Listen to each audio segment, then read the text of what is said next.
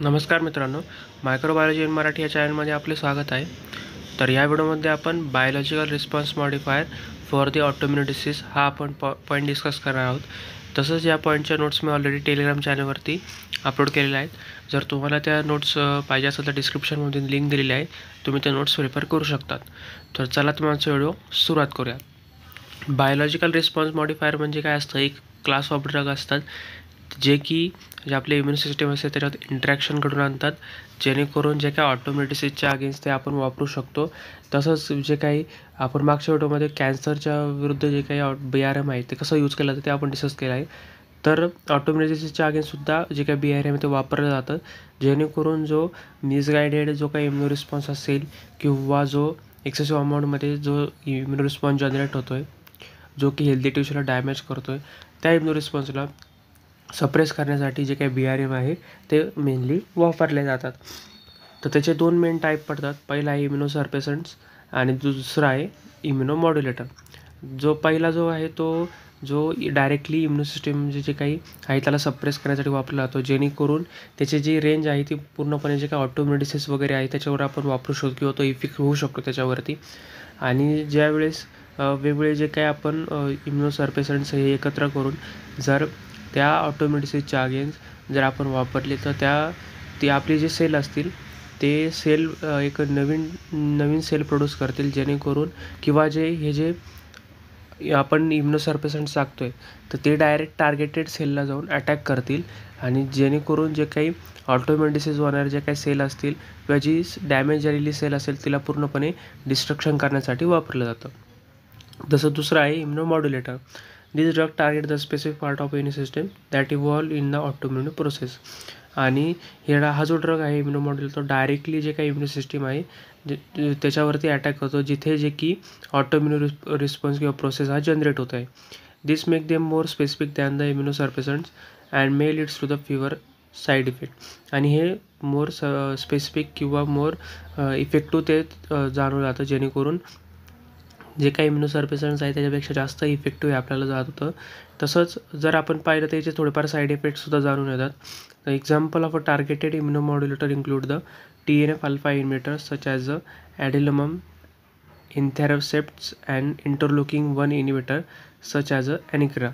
तर हे जे काही वेगवेगळे जे काही मॉड्युलेटर आहे किंवा इनिव्हेटर आहे ते इम्युनोमॉड्युलेटर म्हणून वापरले जातात, जेणेकरून जे काही टार्गेटेड जो स्पेसिफिक पार्ट असतो जेणेकरून इम्युन सिस्टममध्ये तिथं ऑटोइम्युनिटी प्रोसेस आहे इन्व्हॉल्व होत असतात, तर त्याच्यावरती डायरेक्ट टार्गेट करतो आणि पूर्णपणे तिथले जे काही सेल असतील त्याला डिस्ट्रक्शन करण्यासाठी किंवा त्याला डिॲक्टिवेट करण्यासाठी वापरलं जातं. तसंच जे काही ऑटोइम्युन डिसीज कॉज करणारे जे काही इम्युनो रिस्पॉन्स असेल त्यालासुद्धा ट्रिगर होण्यापासून वाचवतं. The specific BRM used for an autoimmune disorder will depends on the severity of a disease, the specific organ involved and the patient individual medical history. आणि जे काही specific BRM आहे ते autoimmune डिसऑर्डरच्या against वापरले जातात, जेणेकरून जे काही डिसीज वगैरे असेल किंवा जे एखाद्या ऑर्गनला तो स्पेसिफिक झाला असेल तर त्याच्यावरती हे जे काही BRM आहे तो वापरलं जातं. आणि जर एखाद्या पेशंटला जर मेडिकल हिस्ट्री असेल त्याच्यानुसार हे जे काही BRM आहे त्याच्यासाठी डिझाईन वगैरे केलं जातं. It is important to that the BRM are not cure for autoimmune disease but they can help to control the symptom and improve the quality of life. आणि BRM हे पूर्णपणे त्या ऑटोइम्युन डिसीजला क्युअर करण्यासाठी वापरला जात नाही. ते थोड्या प्रमाणात जे काही सिम्पटम वगैरे असतील किंवा जे काही पूर्णपणे तिथलं जे काही सेल वगैरे असेल त्याला थोडंसं हेल्प करण्यासाठी किंवा त्याचं सिम्पटम्स वगैरे पुढे जाऊन ते वाढू नये म्हणून ते कंट्रोल करण्यासाठी BRM वापरलं जातं. पण इन फ्युचर जर त्या ऑटोइम्युन सेल ज्या आहेत त्याच्यामुळे डिसीज कॉज होत असेल तर त्याच्यानंतर परतसुद्धा आपल्याला BRM हे वापरावं लागतं. एकदा म्हणजे ते इन मेमरी नाही राहत, जेणेकरून आपल्या याच्यामध्ये कसं असतं इम्युनो सिस्टीममध्ये जर आपल्या बॉडीमध्ये जर काही दिवसांपूर्वी जर एखादा पॅथोजन आला असेल त्याच्या अगेन्स्ट एक इम्युनो रिस्पॉन्स हा जनरेट झालेला असतो.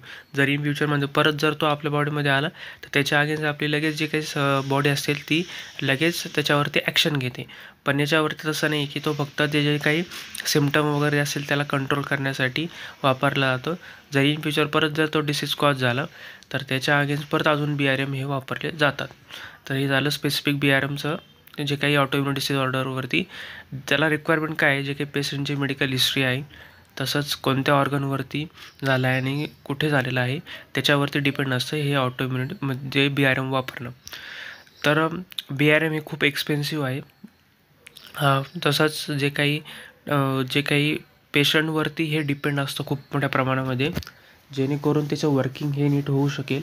तसंच याच्यामुळे रिस्क ऑफ इन्फेक्शनसुद्धा होऊ शकतात. त्यामुळे रेग्युलर चेकअप तसंच वॅक्सिनेशन करणं खूप गरजेचं आहे. तसंच आपण जर पाहिलं तर मेडिकेशन वगैरे हे इंटरॅक्ट होऊ शकतात. म्हणजे जर एखादा पेशंट जर दुसऱ्या जे काही मेडिकेशन वगैरे त्याला चालू असतील तर त्याच्यावरती BRM हे खूप इफेक्ट पडतं, जेणेकरून मेडिकेशनवरती सुद्धा प्रॉब्लेम होतो. आणि जर त्याला एखादा डिसीज वगैरे असेल ऑलरेडी, जर डायबिटीज असेल किंवा तर त्याला ब्लड प्रेशर वगैरे असेल, त्याच्या गोळ्या वगैरे चालू असेल किंवा थायरॉईडच्या गोळी चालू असेल, तर जर BRM घेतलं तर त्याच्यामुळे त्या गोळ्यांवरती सुद्धा इफेक्ट होऊ शकतो. त्यामुळे डॉक्टरांना विचारूनच डॉक्टरांनी प्रिस्क्राईब केल्यानंतरच ही जी काही BRMचा उपयोग ही थेरपी वगैरे केली गेली पाहिजे. तर या व्हिडिओमध्ये आपण जे काही BRM आहे ते ॲज ऑटोइम्युन डिसऑर्डरच्या अगेन्स्ट कसं वापरायचं ते आपण डिस्कस केलं. जर तुम्हाला माझा व्हिडिओ इन्फॉर्मेटिव्ह वाटला असेल, नक्की व्हिडिओला लाईक करा आणि चॅनल सबस्क्राईब करायला विसरू नका. चला भेटूया पुढच्या व्हिडिओमध्ये.